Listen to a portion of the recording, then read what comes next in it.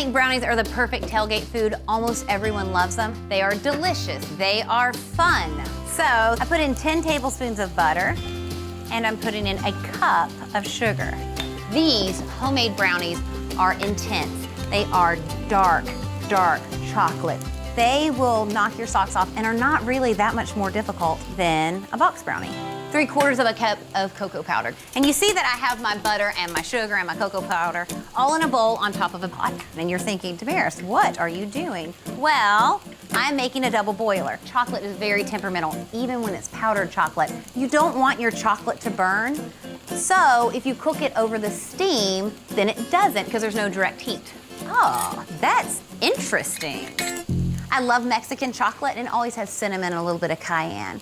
And that is where I got the idea for these brownies. So that was a 1/2 teaspoon of cinnamon and 1/4 teaspoon of fine salt. Whenever you're baking, use fine salt so you don't get little salty nugs inside of your brownie. Although I am adding the salty treat to the top, it's gonna add a little kick, which you'll see later.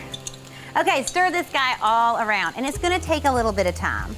Turn this little guy off. It has to come off of the heat and cool slightly because we're putting in eggs. And if you put eggs into hot mixture, what happens?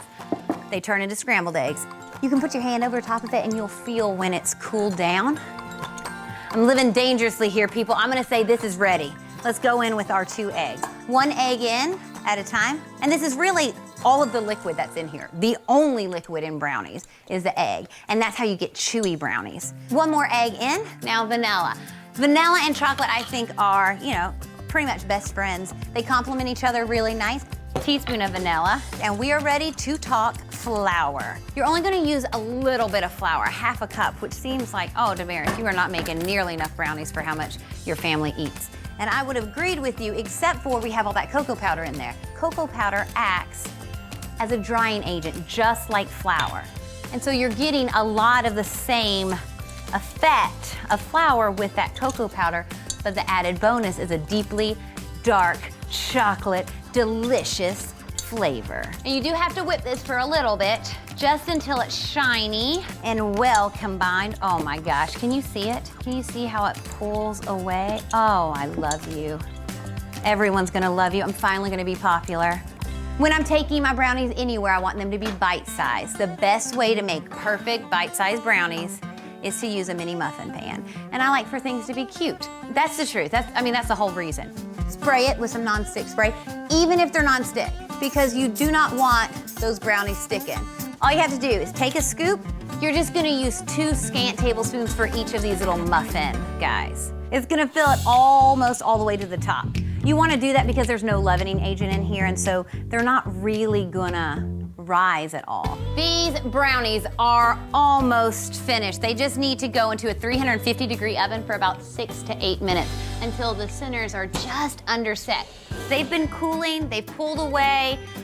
The reason you let them cool is so they turn right out of the pan, and to do that, you just put a little cookie sheet on top, and then ready, whoop, flip them.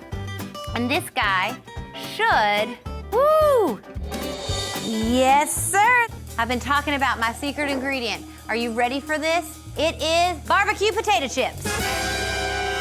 You're thinking, why would she put barbecue potato chips on top of a brownie? And let me tell you why. Have you ever had a bacon brownie? They are all the rage right now. Well, I'm telling you, stay ahead of the rage.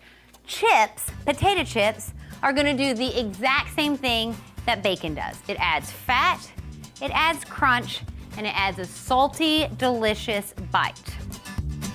And I end up with these fun little festive babies. Oh my gosh, look at that. Look at the inside of that. See how moist it is? Whew. Crunchy. That is one deliciously moist, intensely dark, chocolatey brownie.